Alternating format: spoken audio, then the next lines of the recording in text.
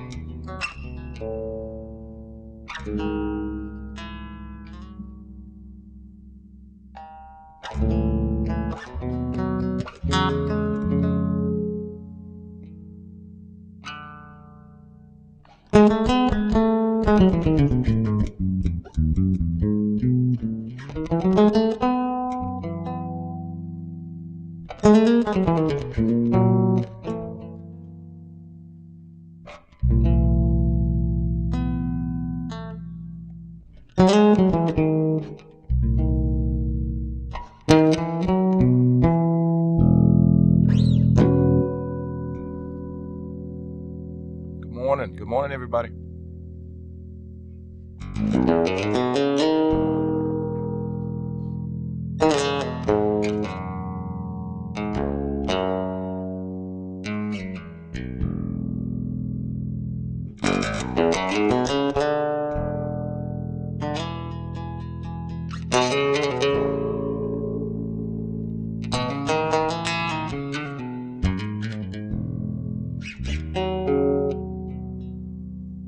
Morning, Stephen.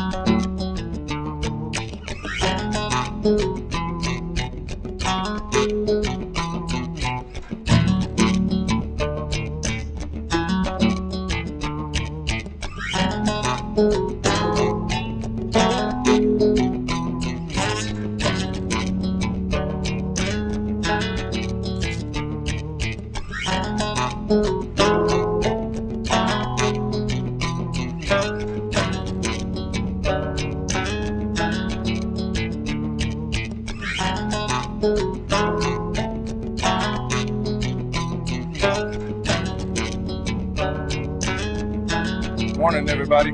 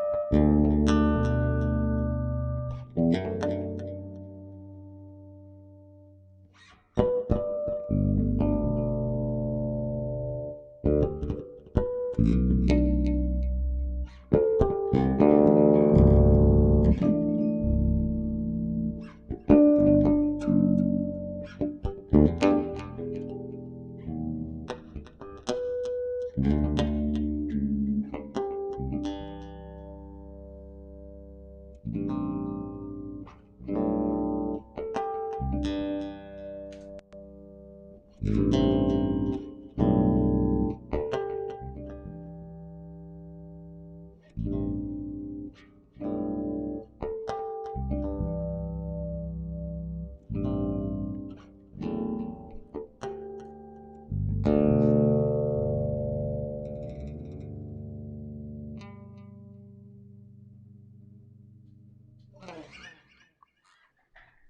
morning, everybody. Get clear my throat out.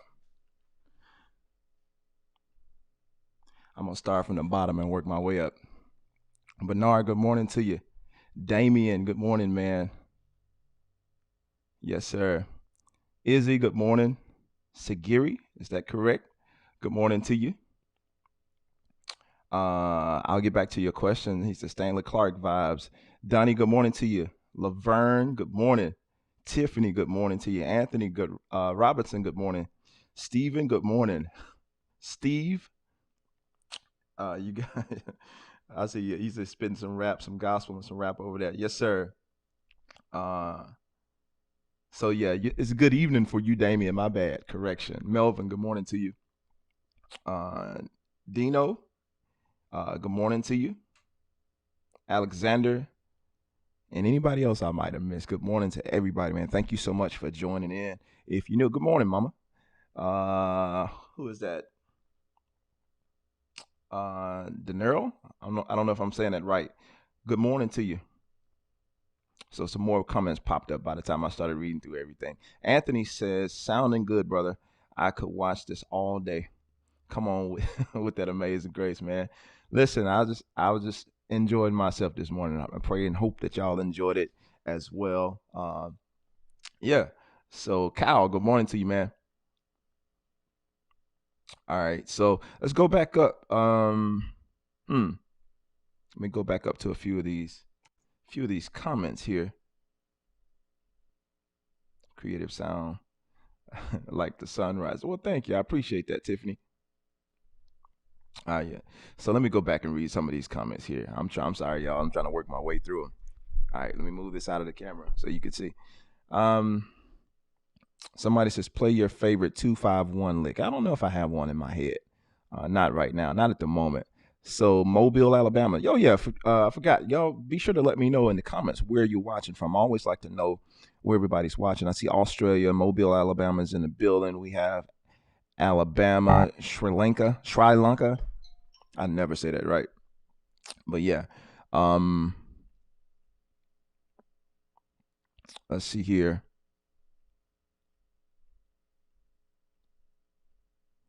All right. Yeah, excuse me. I'm getting caught up on the comments. But yeah, just I wanted to do something different today, clearly, and I normally have a prepared topic that I want to talk about for grooves and motivations. Floppy, you're not late, man. Good to see you. Good to see your your name rather. Houston is in the building. Houston, Mississippi. So I wanted to do something different. Normally, I'm talking about some type of topic or something like that, but I wanted to share, or rather, you share with me some things that you're kind of working through. I've been in the shed a lot lately, kind of dusting off some old stuff that I used to do years ago and I forgot about. Like some of you guys saw me tapping this morning, and I'm kind of dusting it off. I forgot I was doing it years ago, and it's one of those things I never really done a lot. So I kind of got away from it, but picked it back up and started dusting it off and kind of started working through some stuff. It's still a little rough, but yeah,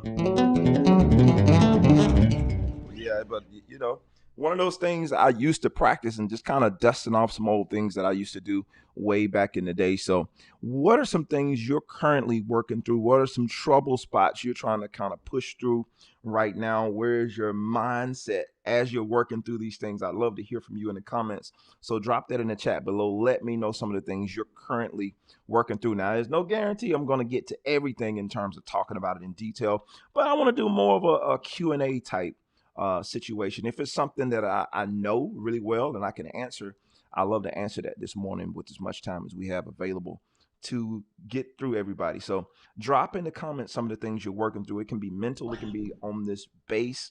Just let me know.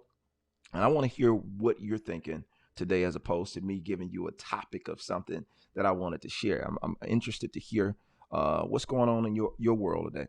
All right. So, oh my goodness. Somebody says, oh my goodness. How do you transcribe these kind of chords? They're similar to Victor Wooten's. Truth be told, anybody that knows me know I was heavily influenced by Victor Wooten once I started getting into that kind of stuff. So I think a lot of that stuff I started pulling away. He had a song that he did called Overjoyed by Stevie Wonder, and he did the bass version of it, and it used a lot of similar chords to that. So it was like, if I even remember it,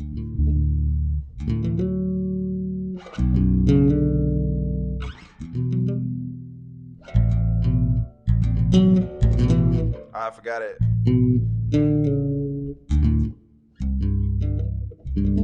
Yeah, it was something like that.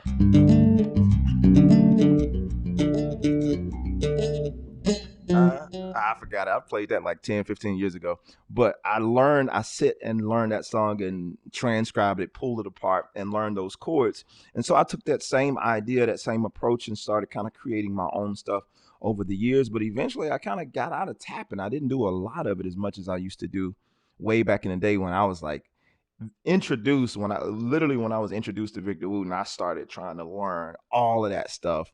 And eventually, of course, I got away from it and started to get back to my own voice, but implement some of that stuff where it fit into some of my own stuff. But you try not to do too much of that because you don't want as much of a compliment as it is. Like, man, that sounds like Victor Wooten. You don't want people saying all the time, you sound like Victor Wooten. So I kind of got away from a lot of the stuff of his. I learned a lot of his stuff in the early days of me trying to figure this soloing thing out on the bass, as I'm sure most bass players did once they first heard a lot of that stuff and you started attempting to play it. So yeah. So let me see here. Cameroon is in the building. Good morning, Danny Bass.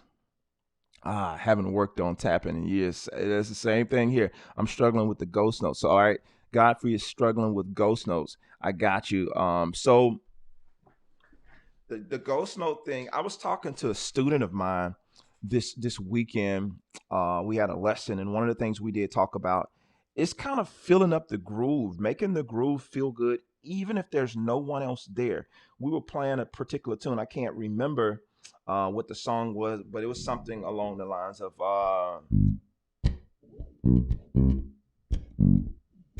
So if we took a simple groove like that in the key of G,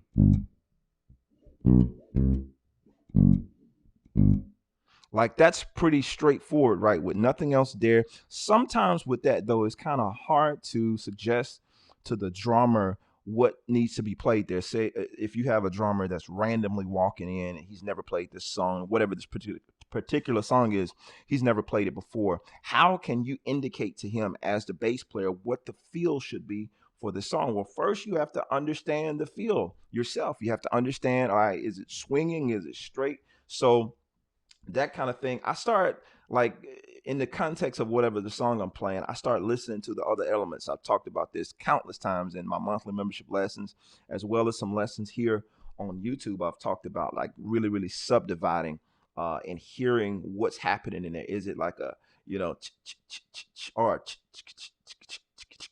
like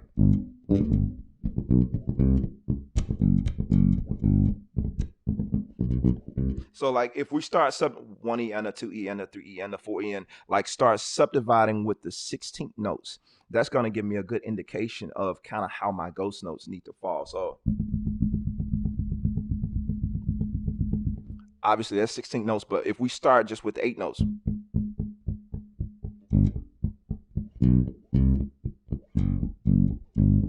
maybe that's a little simpler for most people. But if we take those 8 notes, 1, 2, 3, 4, 5, 6, 7,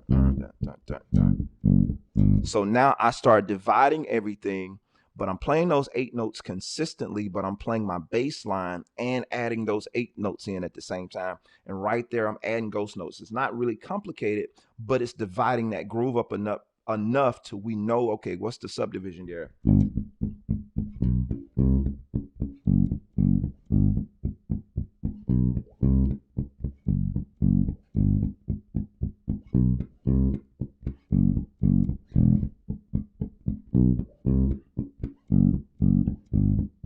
And so there's a consistent walking thing that's happening with my right hand once I start subdividing.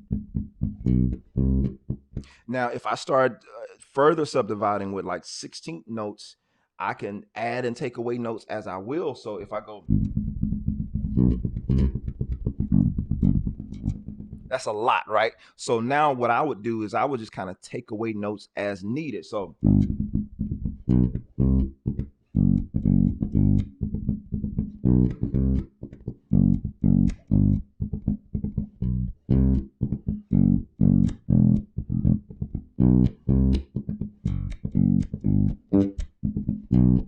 and so now as I start playing around with those different ghost notes, I start to hear what's kind of working, what's not kind of working, what's sounding too busy. And the thing about it, what's the indicator of what sounds really busy to me? Well, I'm listening for if there are other things happening in the band. Am I getting in the way of anything else?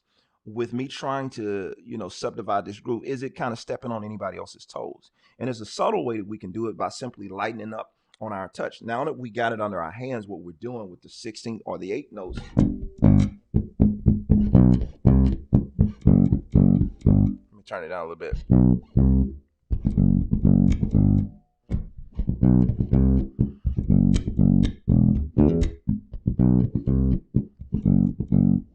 So now that I'm subdividing, I can lighten up on my touch and I can hear what works without taking too much away from the groove. I think one of the things I suggested to my student is adding just like the and I'm trying to remember. So 1 E and a 2 E and a 3 E and 3 E and like of the groove, like of the 3 going, or I think it was the 4. I can't remember. So we were doing, just say we were doing.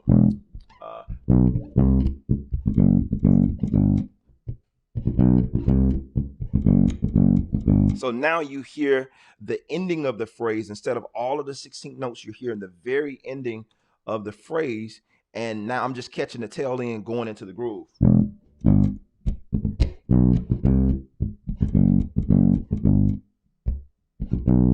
So now I'm creating space. The ghost notes are there, but they're really, really subtle, and I'm creating space.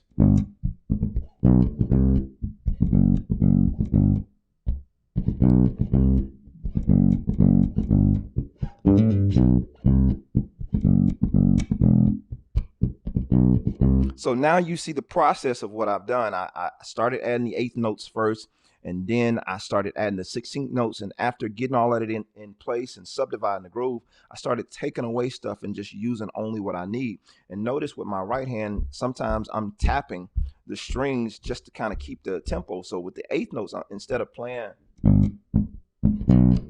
I'm tapping instead of playing the notes. So, but it's a light tap, because if you're recording and you got that hard tap going on, there's going to be a lot of noise that you don't want. So it's a really light tap. It's really subtle. So.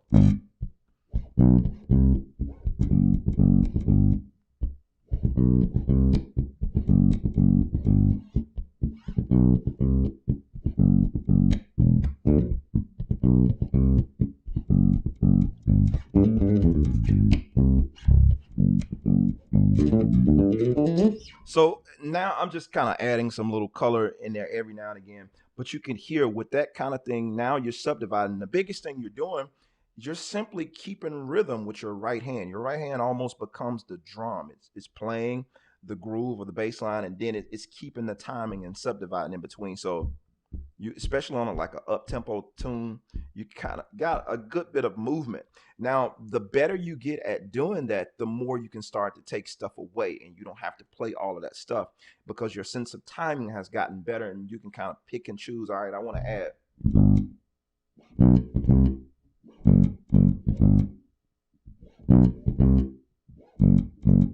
And right there, that's enough to give the drummer the groove without all of the.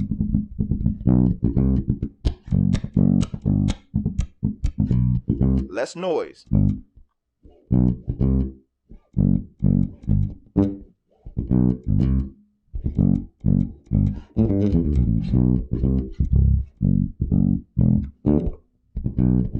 You see what I'm saying? So that's kind of my approach, a simple answer, simple answer in terms of kind of incorporating the ghost notes. I'm going to move on because I'll spend way too much time on that particular one.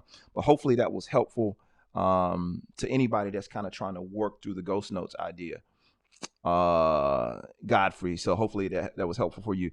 Danny Bay says the double thumbing slap technique is pretty difficult for me to learn. It can be a little difficult. Yeah.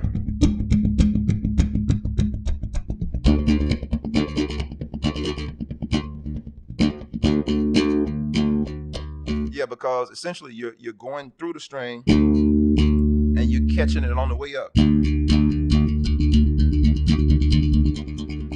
you have to really kind of work through that.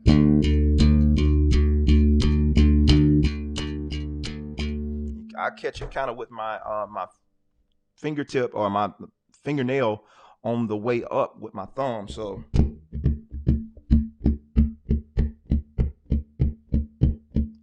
going down, up, through the string, back up. And you can do that on each string. Another one of those Victor Wooten things I practiced a long time ago. But the other part of it, being a guitar player, for me, I kind of already had the motion with picking the guitar because we're kind of already doing that motion with our thumb. You just kind of change up the position of the hand a little bit, and you almost kind of pretend to be a guitar. Because if I'm picking, my hands are like this right here, but that thumb still is in position to do it. Now I just shift it, move that finger out of the way, and I have the same motion.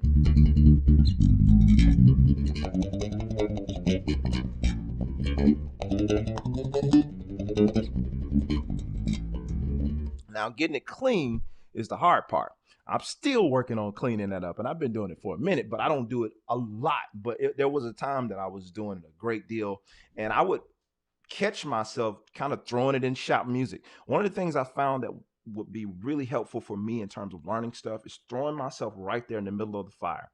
I'll try this stuff because you can try this stuff in your four walls, your practice room at home, and you get it and it's down packed. But you get out and try to play it somewhere and you fall on your face. Well, you kind of gotta keep trying it. You gotta force yourself to incorporate this into your vocabulary because what happens, and I heard Adam Nitty talk about this one time at a clinic. He said, what happens generally when you get into, your gig or whatever the case may be, we have the tendency to go into autopilot and you start going back to the stuff that you remember, the things that you've played before. You have the tendency to go back to those things. So what you want to do, in other words, you have the tendency to go back to muscle memory because it's like your focus is on so many other things. There's a low chance that you're going to actually pull out something that you've been working on all week and start incorporating it in a gig, especially if it's like a high intensity level. You're going to kind of go back to what's comfortable for you. So you got to force yourself to make this part of your muscle memory, make this part of something that you do. And the great way to do that is force yourself to kind of do it under pressure. There's a saying that says, start before you're ready. Jump out there and get going with it before you're ready, because on the way, you're going to pick up some things that you mentally cannot pick up in the practice room alone. It's some things you're going to need that helps you to be able to execute these things every single time. So I hopefully that's helpful for you with the double thumbing. All right, so Danny says, I'm listening to the school days to learn more about soloing ideas. Got you. That's not a bad place to start. All right, so Zane says, oh, chording, scratching the surface with jazz to learn my fretboard better, and taking a deep dive into the C major scale, learning the modes from it and chords playing up through the scale, playing up through that scale. I got you. I see what you're saying. And that's not a bad thing to do either. It's a lot, but I see what you're saying. We were talking about that in the monthly membership lessons. If you're not part of the monthly membership lessons, you can do that now. Soon as this is over, go to JermaineMorgan.net, or just open up another window and go to JermaineMorgan.net and check out the monthly membership lessons. I have different plan options, but in those lessons, we're talking about a few weeks ago, the importance of using chords and what the chords open up for us and what they kind of allow us to do and some of the things we're able to pull from, especially when you start kind of trying to get into this improvisation thing. The better you kind of can hear the chords and understand the chords. I would even say it's not, and I probably get flogged by the theory heads, but it's not necessary that you know all the names of your chords right away. It helps to go back to them quickly, but there were things that I was playing because I understood what the chords sounded like.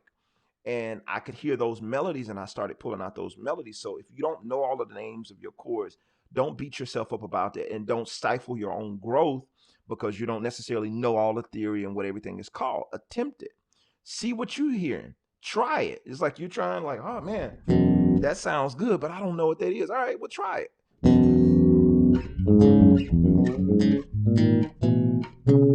I mean, literally experiment, play around with it, and eventually the answers will come. One of the things that I'm finding in my own personal journey is the more hungry I get about learning this stuff, the more these answers and some of the things that I've been looking for a while, they begin to show up just by me simply putting in the work and me being proactive about what it is I'm trying to learn. I might not know all the ins and outs as advanced as to some of you guys may think I am on bass. There's a lot of things I don't know about this instrument.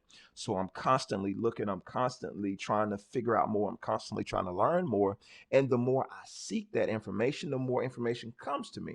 Here's another secret. I've said this before, but just in case somebody is new, try sharing what you know. Try sharing the little bit of information that you know, even if it's like, man, I'm on a beginner level. I don't know nothing. Well, share that little bit of nothing that you know, and you'll be surprised the information that begins to return back to you. There's one of my favorite verses that says, give and it shall be given unto you. Good measure, pressed down, shaken together, running over. It's like, start giving the little bit that you have. It ain't always talking about money, but start giving the information, start giving the wisdom, start giving the knowledge that you have, and watch that thing start to be increased in your own life. Whatever small level that you have, share it with somebody. Find somebody to pour that information into and just watch watch what happens. I kid you not. I said this last week. The lessons, I think I said it last week. I said it somewhere. I record so many videos I don't even know anymore. But one of the things for me is when I give these lessons, I think it's more helpful to me than the people that are watching because I'm able to better retain what I'm talking about. It forces me to have a better grip on what I'm saying so that I can better execute it or better show someone. So it's just, a win-win situation. When you share the information, you're also getting a return on that investment that you give out to someone else. So be sure that you do that. All right. So Sagiri says, I'm currently working on Donna Lee. Is it okay if I slowed it down for transcribing? Absolutely. Do what you need to do. When I learned Donna Lee years ago, and I've forgotten it now, was it?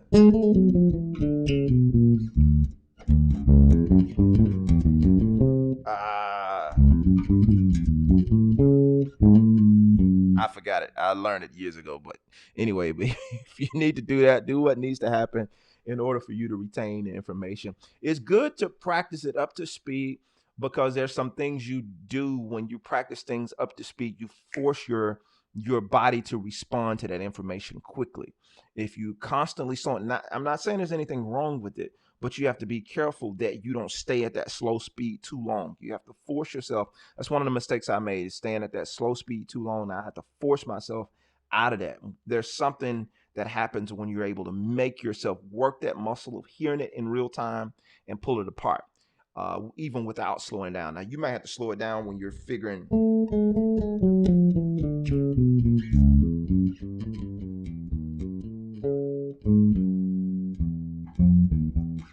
I forgot it.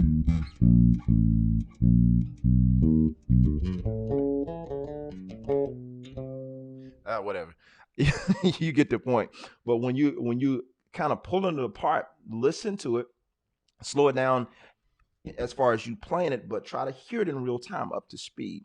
And you slow it down on your instrument if that's possible. Now, if you need that extra help where you need to slow the whole thing down, by all means, nobody's going to put you out of being a musician because you slowed something down. But just kind of be aware that, every now and again, you might need to bump that speed up to make sure that you're working that muscle of being able to hear stuff and catch on to it fast. Because that's a good muscle to have in different situations, because if you're on a gig and the band or the keyboard player, somebody plays a cool lick and he says, catch this, and you're in the middle of a song, he's not going to slow that song down so that you can play that lick. So working that muscle so you're able to catch it really quickly and apply it, that's a good thing to do. All right. So, all right, Charles, man, good morning to you. He said, I had to wait until I stopped driving. Groove was beautiful this morning, man. Thank you so much. I appreciate that. Tiffany says, courting has been a challenge for me. I have started to play keys again to help. That's great. Yeah. Playing keys, sometimes playing another instrument that you can hear all of those tones in is really good. But don't stop with just playing the keys. One of the best pieces of information someone gave me concerning my playing, I was struggling. I was advancing really well on guitar for a while, but I wasn't figuring it out completely on bass. I could play, certain things, but I couldn't connect the dots. And a friend of mine told me, he says, if you start taking the stuff that you know from guitar and actually putting it on bass, or the stuff you know from keyboard and putting it on bass, it will make a world of difference in your playing. And I began to do that. And I started taking this information that I was learning on the other instruments and applying it to bass, and it made a complete world of difference for me, from my bass playing to my guitar playing. It's the craziest thing. The better I got on bass, the better guitar player I started to become, because I started to understand the guitar from a different perspective versus how I always seen it. So you can kind of, if you're a multi-instrumentalist, you can kind of go back and forth with the information from instrument to instrument with respect for that instrument, because obviously a guitar and a bass is not the same thing, and a keyboard and a guitar is not the same thing. Or piano and a guitar, or a piano and a bass is not the same thing. But in many ways, they share similar functions. So I can take that piano chord and figure out how to play it on bass. One of the chords I was working through this week, a really pretty chord that I like. I did a lesson on it. We were talking about this chord where I was playing this C 9 sharp 11. So it was like really nice chord, and I was playing like the Lydian scale over it. So it's something like a,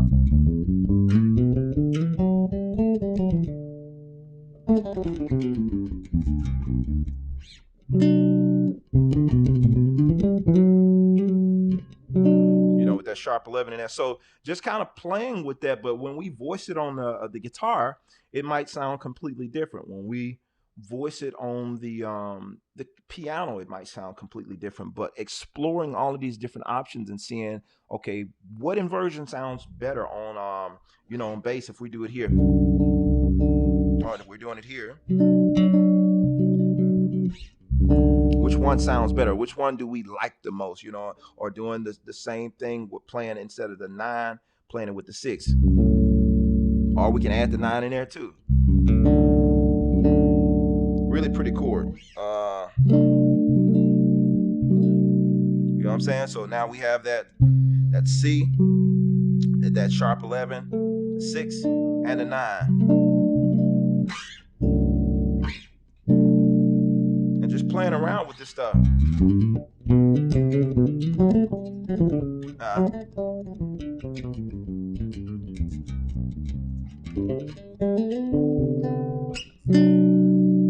All right. So let's see here. Floppy says, I'm working on remembering how to unzip my case. Bass is set in. What is that? My bass is set in. I know, bad. Having a hard time seeing that last word. Bad llama. Is that what that is? You're working on how to unzip your case. Yes, sir. Team Ram Ram, good morning. God bless you. This is great advice. I'm waiting to try things on the looper today. Keeping rhythm really helps. It absolutely does. Donnie says, do you agree with the idea of playing slap with your arm instead of your wrist? You're doing a lot of work using your arm. I tend to use my wrist when I'm doing. Just a lot less energy for me, but it depends on what you're doing, I guess, and it depends on the person. I'm trying to reserve as much energy as I can when I'm playing, because if you're in a situation where you're playing for a really long time, you're going to get tired. You're definitely going to get tired, and so you want to find ways that you can reserve as much energy as you can. So for me, using my wrist as opposed to using my arm, it kind of frees me up, almost like a drummer. I got some great friends who are magnificent drummers, and one of the things I hear them talk about is telling drummers to use your wrist instead of trying to do everything with your arm, because it's stiff here and you're going to get tired. That muscle is going to tighten up, as opposed to you kind of using that wrist. You get a little bit more motion and you're a little bit more relaxed when you do it. For me, so it's like a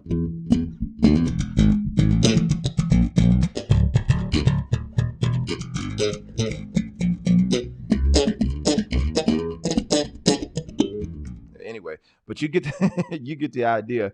I'm fumbly McFumbleton this morning, but using my wrist works a little better for me. So just kind of find what works for you. But my suggestion is more wrist action than using the arm. I'm not against using the arm, but just know you're going to be probably doing more work unless there's a technique that I don't know about, that somebody is really good with their arm and they're not using any energy. By all means, if that works for you. All right. So he says, I am. I'm not gonna butcher your name, so I'm gonna just read your comment. M. I have a challenge in the muting the third and the fourth string when playing the second, the first string when I play fast. Is there a best way to position your palm or on your left hand or your left hand? So you're saying you're having trouble muting the third and the fourth string when you're playing fast on the second string. I think I'm letting my left hand, floating fingers on my left hand, kind of do a lot of the work for me. Because most of the times, depending on what I'm playing, that left hand is always kind of floating over strings and it's doing the work. So I'm not always doing everything down here.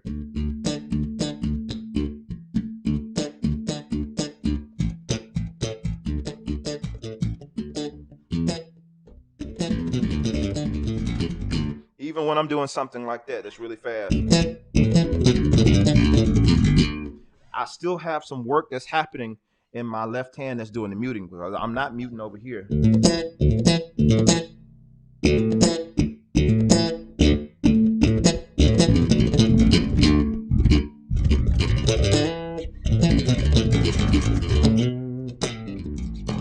if it's getting too out of control, you always have the option of using something like a fret wrap.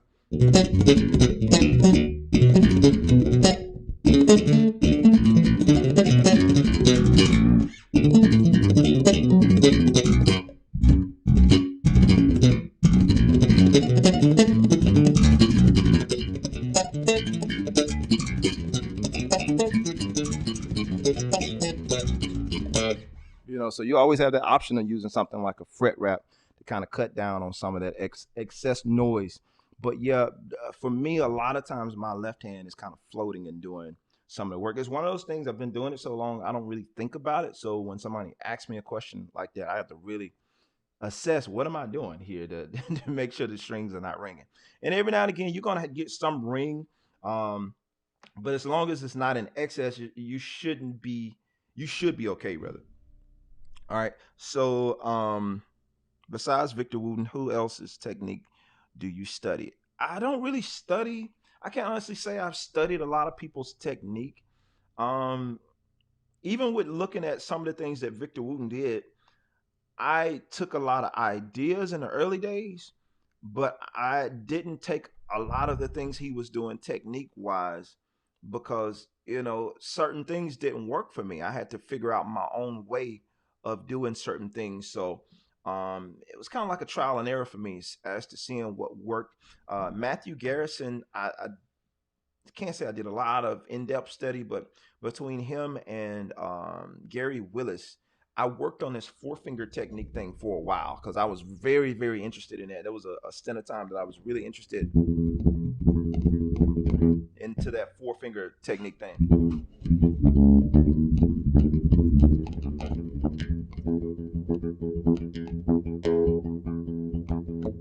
And then I got away from the four finger thing and I started using the three.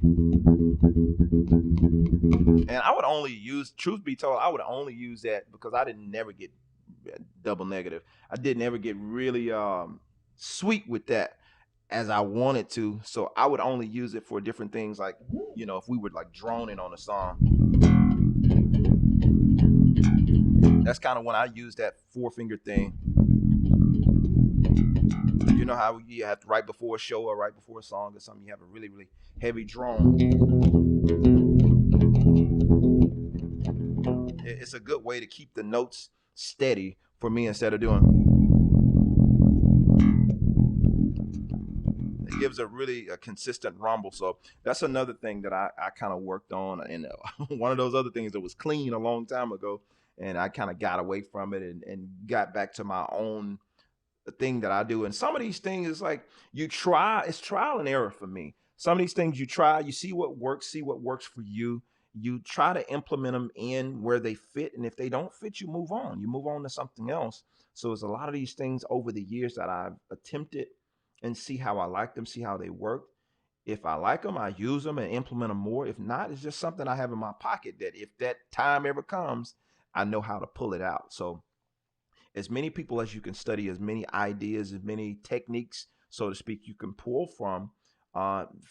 Figure out what works best for you. Because some people, I have really, really big hands. So everybody's technique doesn't work for everybody.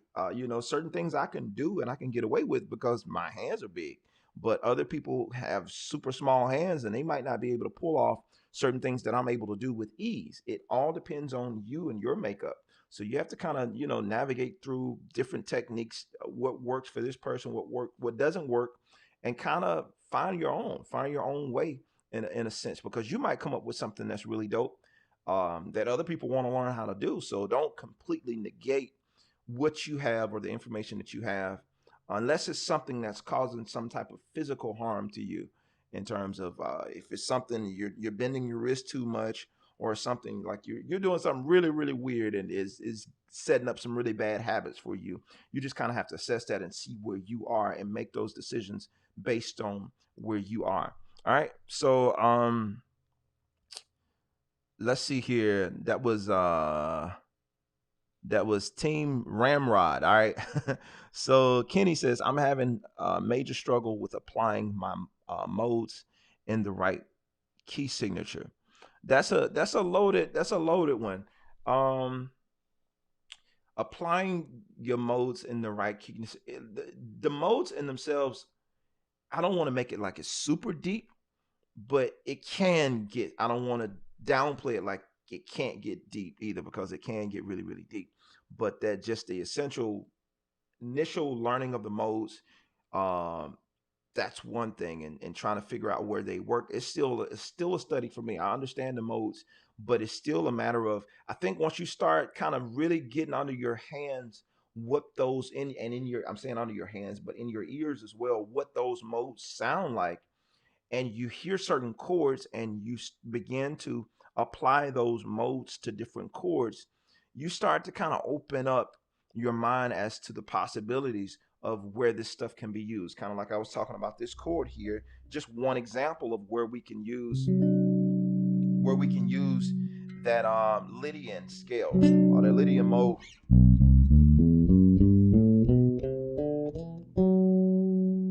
The C Lydian. Ah,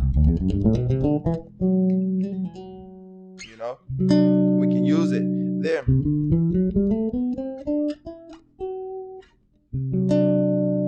But you kind of have to get used to hearing it. That's the biggest thing I think with the modes, is get used to hearing what they sound like, because opposite of that, you're just only dealing with shapes. And the more you deal with shapes, it's going to kind of separate you from what they actually sound like.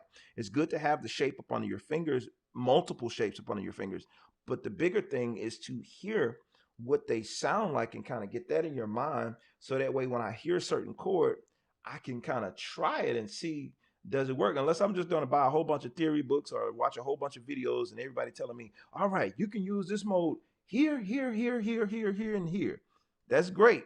But being able to hear it for yourself and getting an idea little by little, just stacking brick by brick. You might not get it all in one day, but taking a little concept and trying to memorize what that sounds like, really memorize what it sounds like, and then applying that to the stuff that you're already playing or the chords that you're already hearing, and see how does it match up. See, does it match up? And using your ears and trusting your ears. And the more we can do that ear training and that kind of thing, really starting to hear and understand and see, does it really work? And how well does it work? Or what do I need to adjust? Because you'll find All right, so I might be using the Lydian mode, but maybe I want to add an accidental or something. Add an extra note in there because no one says you have to use all of the rules when you play this stuff. It's a guideline. It's an outline, so to speak, to show you, all right, this is what you can do with these notes, but you can use them as you wish. It's you're making the music. So I would say take small concepts of these modes with along with the chords. Try to remember what, just say for this week you want to work with the Dorian mode or you want to work with the Phrygian, whatever the mode is. Take a week or a month or 3 months to just dig and dive, because you can really spend that much time on one mode. Just really dig and dive into that mode and see what all you can get out of it instead of trying to speed through them all. I'm taking them a little bit at a time. I've been dealing with the modes for a long time, but I still have to take sections and or certain ones and just deal with it and see, okay, I like this chord with that, or I like that chord. And so, you just kind of apply it as anything else and just see how you like it and just kind of keep it moving. So hopefully that helps there. Um, Jerry, good morning to you, man. Fire Rock, is that how you say that? As someone who has never touched a bass before, do you have a good bass line to practice plucking? I would say if you never touched a bass before, pick it up.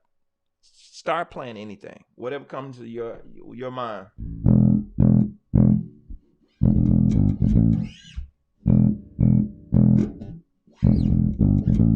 Something simple. Again, that's something random that came to my mind.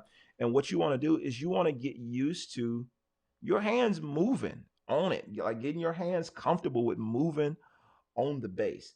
I know we want to get the right techniques and get our fingering right and get all that stuff first, but just sit down and start playing with it. Start having fun with it. Start enjoying the instrument and making the adjustments as you go. That would be my biggest thing. If you never touched the bass before, pick one up, touch it, make some noise on it. Try to see if you can get anything out of it. You might be shocked. You might know a few songs and you didn't even know you knew how to play the bass at all. Because a lot of people, instrumentalists that play another instrument, can generally sit down on something that they don't play and make sense out of it and start playing.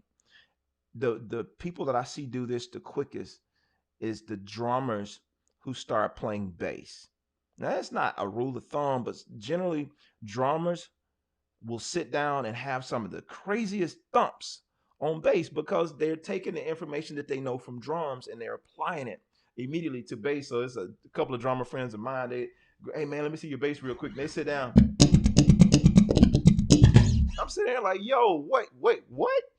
So they have all these crazy thumps because they're taking that information that they already know, the stuff that's already in their head, and they immediately apply what they know instead of trying to find something new. They go with the information that they already know. They start talking with this instrument. They've been talking on the drums, but they know how to make a beat. So they immediately come to the bass and start making a beat. Well, guess what? All they have to do is press one note down and they're already making a groove.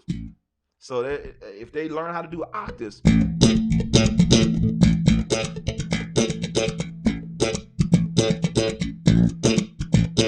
and then they start moving that around and adding different rhythms and that kind of stuff.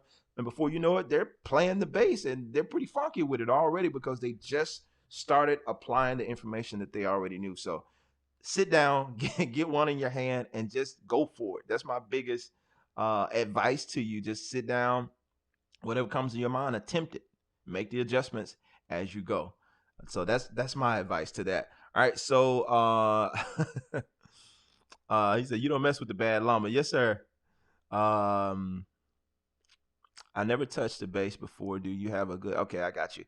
I read that one already. Charles says, if you have time, talk to me about that ramp on your bass. I see them often and don't know what purpose that they serve. All right, so I put this ramp on my bass many years ago, and if you guys remember my other Warrior 6 string, it had a ramp on it as well. The idea, I think, originally came from what's my guy name? I said his name earlier, Gary Willis. Gary Willis invented, if I'm not wrong about this, Gary Willis invented this idea of the ramp. And what it was to give you an even playing surface from pickup to pickup. Or just say, in his case, I think he has one pickup in his fretless bass. So he ran this even surface, this ramp that ran from here all the way to that pickup, and which gave him a completely even surface that ultimately helps you to not dig in too hard when you play in terms of like your picking hand, because we have the tendency to dig in really deep. But if you have this ramp right here and it's like the same height as your pickups or that kind of thing, you're not going to be able to dig in as hard because you can't get down there. And so ultimately, it's supposed to help you in the area of increasing speed. So when I was really trying to work towards increasing my speed, that's something I started kind of practicing with the ramp, and it actually kind of helped me in a sense.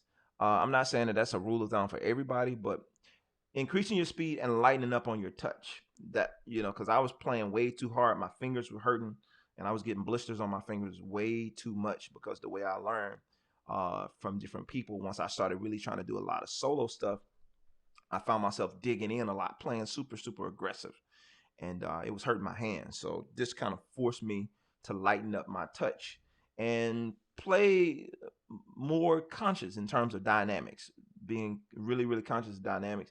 And you don't have to have a ramp to do that for either one. You don't have to have a ramp to lighten up your touch.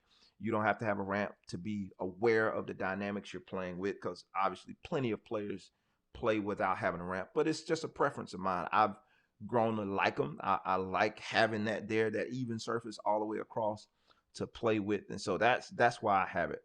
So hopefully that cleared that up. So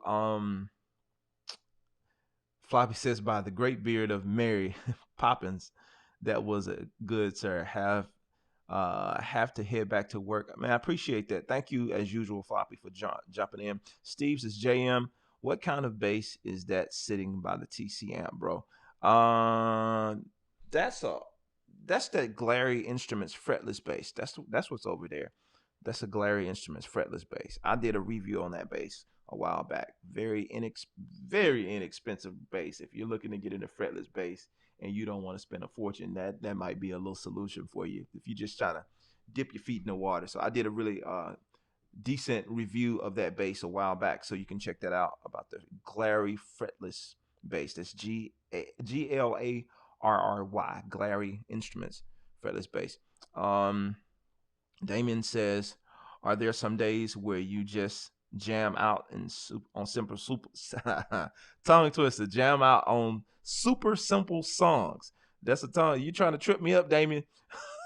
So on super simple songs, really groove along with the simple funk, or even jamming out on rock, etc. Absolutely. I mean, I do that with my looper pedal all the time, where I take a simple groove and I just play to it and explore and experiment. As a matter of fact, with my bass jam packs, that's kind of the idea behind them, really creating simple grooves, simple progressions. You're moving, but it's not as much as you would be in a full song. You're getting like 16 to 32 bars to just kind of play with. And it's simple for the most part. A lot of them are simple progressions that you're playing through and just having fun with.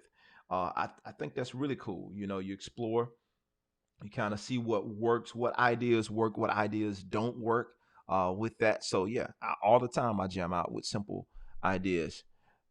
Jonathan, there's your shout out, man. Jonathan Lebanon, is that correct? Shout out to you, man.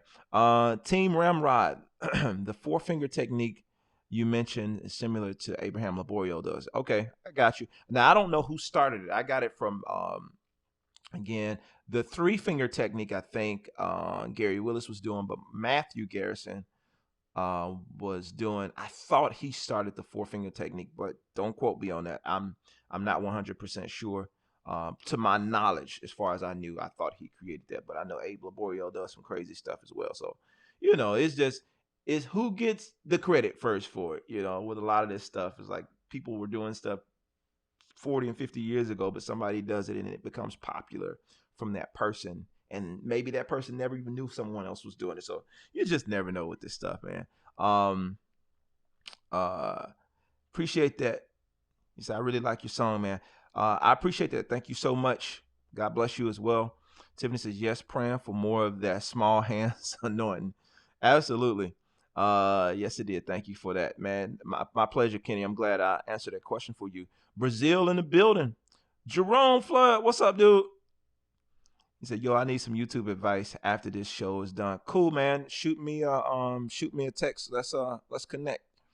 Um,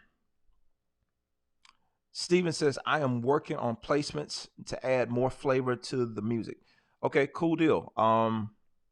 Good stuff. I'm sorry. I'm trying to process other stuff. He says, "I'm working on y'all forgive me. I'm working on placements to add more flavor to the music." So yeah, placement is definitely good. Knowing where to pull out the goods, or knowing where to pull out the big guns and that kind of thing. Knowing where less is more, or knowing where to come out even more sometimes. That's always good. And that placement, in my opinion, comes from listening. Steve is something that will really help, that really helped me in terms of developing my placement.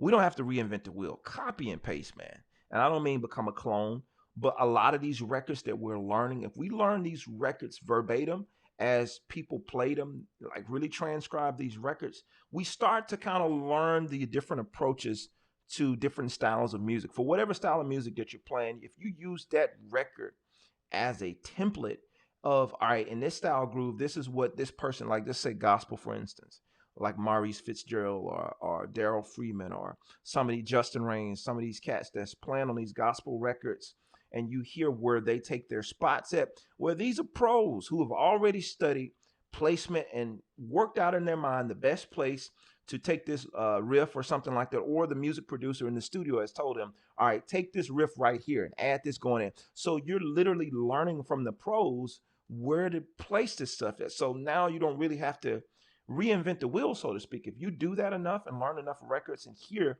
where they're placing these riffs, and where they're placing the turnarounds, or whatever you want to call them, where they're adding these things at, that automatically gives you, oh, okay, well, I can put it here. Oh, that'll work right here in this song. That's pretty similar to this last song that I just transcribed, or whatever. So I can add the same thing here in this section and it should work.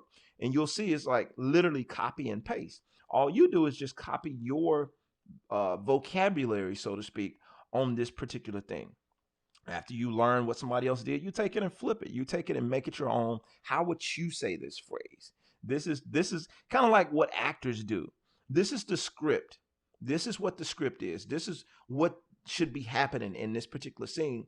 But it's always fun to hear that certain actors improvised in the actual scene or whatever, and they added their own flair. Samuel Jackson is a funny dude, and he does a lot of improvising. I was watching this video the other day that talked about how a lot of the scenes in certain movies, he improvised that scene. It wasn't something that was in the movie, and he just kind of improvised it, and it was either hilarious or whatever. Sorry guys, my camera died. I need to change my battery. I think I brought another battery in here. Give me a second.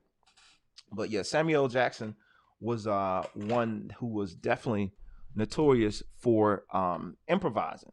So copy and paste, guys. Give me a second here. Get y'all some better quality. There we go. All right, so that would be my answer to that. All right, so Andrew Wood says, "Good morning, Jermaine. Hope all is well." Andrew, all is well, man. No complaints here. Let's see. Raphael says, "Good morning, man. West Coast is in the building." Good morning to you. Is that your performance base on the left side of your shoulder? Now, I don't have a performance. That was I was telling someone else earlier that was that Glary Instruments bass. Ronald, he said, "What bass tone was you using on that Paul Porter EP?" Really dark one. I was using. I think when I initially recorded that song, I recorded it with a Fender. I recorded that song using a Fender the initial time I recorded it. So it was a really dark tone. So I tried to match that tone as much as possible, just by getting that really warm, slightly P bass tone. So let me turn this volume down. So it was not like a lot of bite and stuff happening with that particular. And if you hadn't seen that video, by the way, go and watch that. I Am Blessed.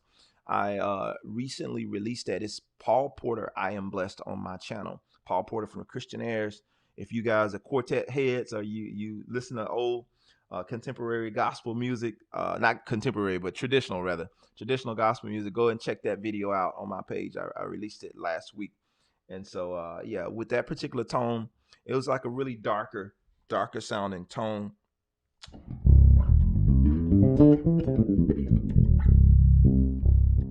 I don't think I had a lot of bite at all in it. But yeah, so it'll roll off the highs, more using more of that front pickup, if you will. And so, yeah, that's mostly the tone I was getting with that.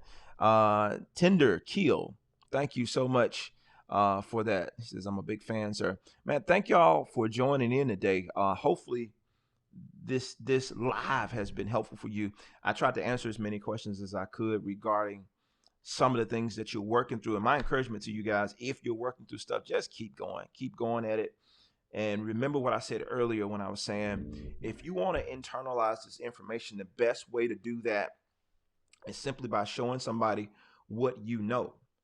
That information that you have, that little bit of stuff that you have, not to beat a dead horse with the same thing, but be sure to show somebody the information that you know and help them move forward. And you'll find yourself gaining nuggets along the way. Doing YouTube lessons has probably been one of the most rewarding things that I've done in terms of moving my bass playing forward. Uh I was already doing the one-on-one lessons, and then I kind of moved away from that. But doing the YouTube lessons and forcing myself each week to put out content and to provide lessons for the bass community, it forced me to get hungry about, even more hungry about what it was I was doing, because it's a lot of stuff I didn't know, a lot of stuff I didn't understand. So I was forced to dig and search for understanding and search for more information and get a better grasp on it. And my approach to doing YouTube lessons, not for the theory whizzes, but for the people that didn't quite understand theory, like me, the people that it didn't quite make sense to. You could play you kinda got it. You could hold it down if you needed to, but all that other stuff was kind of over your head. I'm talking to you. Those are the people that I was trying to reach. And if you kind of got caught in the mix and you still understand stuff and you got something from my lessons, well, kudos. I'm glad that you did, and I'm glad that you're here. But I'm really was targeting the people who's having a hard time figuring this stuff out. People who've been made to feel like, man, you don't get it, so you don't belong here. As it relates to your bass playing, as it relates to your trying to understand music, you've been made to feel like you don't belong because you don't understand as well or as quickly as everybody else. I'm talking to you. Those are the people that I'm trying to reach. And those are the people that I've really spent a lot of time creating a lot of different courses for on my site. And as well, I'm not leaving out anybody, because we do have the tab available for most of my courses, as well as the sheet music. So anybody who's interested in something that I have, I've tried to make that available to you. But the biggest target audience when I started was trying to find those people who were just like me, who needed a little help and didn't really know what direction to go in, and needed someone to kind of help level the playing field, because some of these other people who were talking, great teachers, but they're talking way over your head. They were talking way over your head. You had no clue what they were talking about. I came for you. I came to help you, and I hope and pray with these lessons that I've given, I've done that. Now, as far as grooves and motivation is concerned, when I started doing that, now this is for anybody, any musician, or anybody who happens to run up on these videos. These videos were created. This idea was to keep you inspired, to keep you motivated, keep you encouraged to keep going and pursuing whatever it is that you're after, knowing that the ending of a thing is way better than the beginning. You celebrate when you start something, but it's all about how you finish. And you have the opportunity and the ability to finish strong, but that choice is yours. You get to decide what you're going to be. If you decide to give up on bass today, or decide to give up on your music thing today, then you decided what the outcome of your future was going to be. Somebody firing you from a gig or somebody not hiring you for a gig does not determine if you're going to be successful in the music business or not.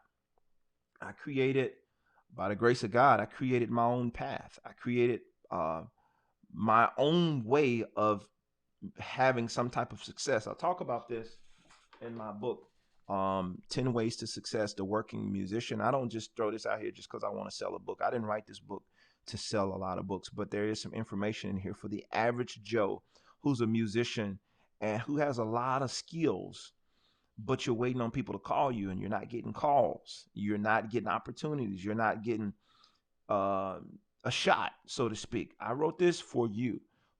You feel like you're not getting a shot. People won't give you a chance to show what you can do, to flex your skills, so to speak. You're putting in, and let me be clear, you're putting in the work, you're doing the necessary things, but people just not considering you. I wrote this book for you because there are some things on the inside of you that only you know and only that you've been holding or you've been working and you've been developing, but everybody hadn't seen your full potential. In this book, I share a lot of different things that I had, some of the ideas that I had, and I started developing those ideas. In the baby stage, those ideas didn't look like much, and they look like a waste of time in the baby stages. But never judge an idea by how it starts. You have to visualize what it's going to be like. Once you get that idea, you start visualizing what the ending of that thing has the potential to be. And you shoot towards that potential, not the beginning of what it looks like. Because if you stop with where you see the idea at, you're going to miss the whole point. You get that idea, now you grow it with your mind. You water that idea. Start reading stuff, start putting stuff in your system that helps that idea to be watered, to be nurtured, to grow into something that's really great. And you take steps, take action. Take action in terms of moving forward with those ideas that you have, and you begin to see, all right, man, God put something great inside of me. He really, really put something great inside of me, and I don't have to wait on someone to call me. Now, the funny part is, as you begin to move and grow and be diligent about what it is you're trying to do, people actually start to call you. It's the weirdest thing. It's like at first you couldn't get nobody to call you, but once you get busy, you get active about pursuing what it is you're trying to do, what happens is your value starts to go up. You start to raise your own personal value, whether it's your playing, whether it's what you do as a business or whatever. You start to raise your own personal value, and people start to take notice of you raising your own value because they notice you're not sitting around waiting on someone to call you. You're making moves, and everybody wants to be with somebody who's going somewhere. If you're sitting still, I don't want to go. Like, no, it's kind of like my daughter. Last week, my last story, and I'll let you guys go. Last week, my kids were testing. They had these Georgia does these state tests. I'm sure every state doesn't. They did these tests, and my kids homeschool, but they had to go on location to take these tests. And my baby girl, she stayed with me the first day. I'm here at the house. She's here in the studio. And the next day, she was like, "Yeah, I want to go with Mama." I was like, "Wait, you get to stay here and watch Yo Gabba Gabba and your shows and all this kind of stuff." She said, "Yeah, but I want to go with Mama." It's like the idea of going somewhere versus sitting here at the house. She's like, "I can watch that anytime. I'm always here at the house. We never get to do nothing, especially with this quarantine. It's like we don't really get to go nowhere. I don't know where Mama's going, but I know she's not going to be here at this house. She got in the truck, she left, and I want to go with her."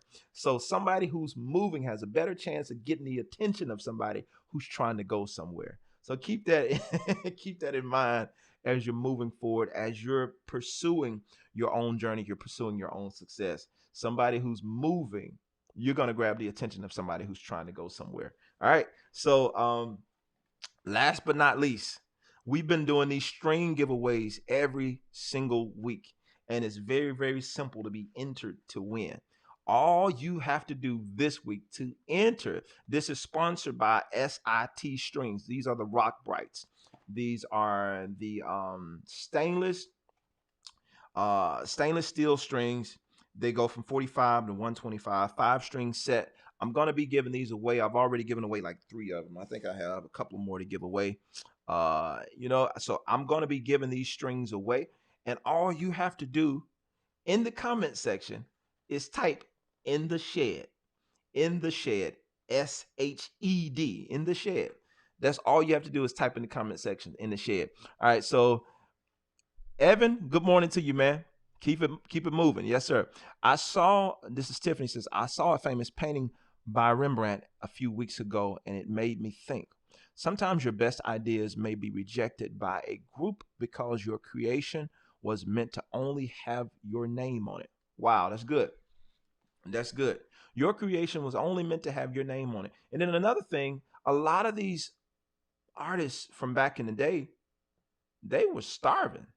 Like a lot of these people that we celebrate now, these cats was like starving. So be okay with the idea that your creativity, yeah, you're finna say you're crazy, but your creativity might just be out of season. It doesn't mean it's wrong. I was watching this. I've been on a binge lately. I've been doing a lot of research lately, and so I was watching this Miles Davis thing, this interview I think with Marcus Miller was telling stories about Miles Davis, and he was talking about they did this concert and played some of Miles's music, and at the time when Miles was alive and he was doing this music, the idea of what he was doing was actually rejected by a lot of people. A lot of conservative jazz people were rejecting his ideas because this wasn't the Miles that we were used to hearing. We used to you playing, 1,000 notes per minute, that kind of thing, and you up here playing one or two notes, and a lot of them are wrong notes, and this different type of music that's happening, we ain't feeling it. But as years went by, the hip hop community and a lot of other communities started the hip hop culture rather started really grabbing and gravitating towards Miles Davis's music, and they started sampling a lot of his music. And obviously Miles Davis music really became a catalyst for shifting the culture of jazz and music in general because he kept pushing the envelope even when people didn't like it. It was something that he liked, it was something he wanted to explore. So he continued to push the envelope with his creative genius, I would say. So because everybody's not getting what your idea is right now, it doesn't mean it's a bad idea. It just might mean you're around the wrong people. And maybe the timing of your idea really being manifested is not now. The song I Am Blessed, if you guys have seen that video with Paul Porter, I recorded that song. I sang it. I recorded that song about 8 years ago and I released it. And it did okay. It was all right. But now we came back 8 years later, pretty much the same arrangement for the most part. Nothing really changed. We put Paul Porter on the song, did a video to it, and I put the song out again. And to everybody, it's a new song. It was a good song for the people who heard it way back when, but it just didn't get the traction as it's getting now because maybe it wasn't the right timing for the song. I'm not saying I shouldn't have done it. I did what I was supposed to do by putting the song out, by writing the song, by recording the song. I did a half decent job singing it. But of course, you might have to put a little spin on it, put somebody else on it, see what somebody else's perspective is on the song. And now the song is kind of taken off with a different spin.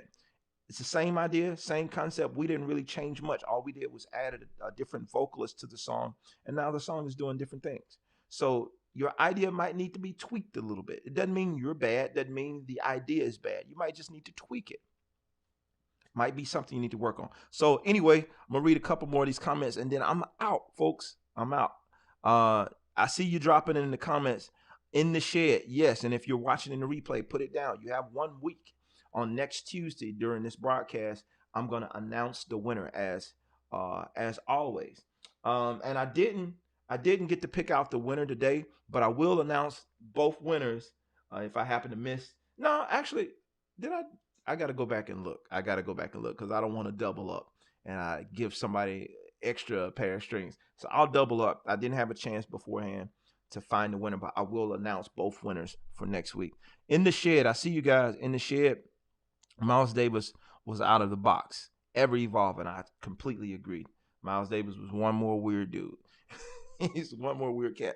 And shameless plug, guys. I know we're getting out of these cold months and it's warming up, but I still got these zip hoodies on my site. So you can see them below this screen. Not only the hoodies, but any merchandise with this logo, this Jermaine Morgan logo.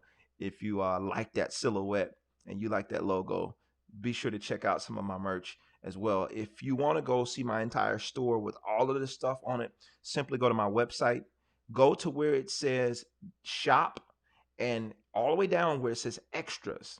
You click on extras, it'll take you to my store where you can grab your own merch, any of my gear if you want to support that way.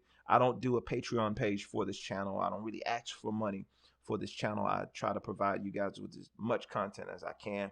But if you do want to support in some type of way, and many of you have, by way of buying my courses, by way of buying merch and the CDs or whatever the case may be, tracks, I really, really appreciate you.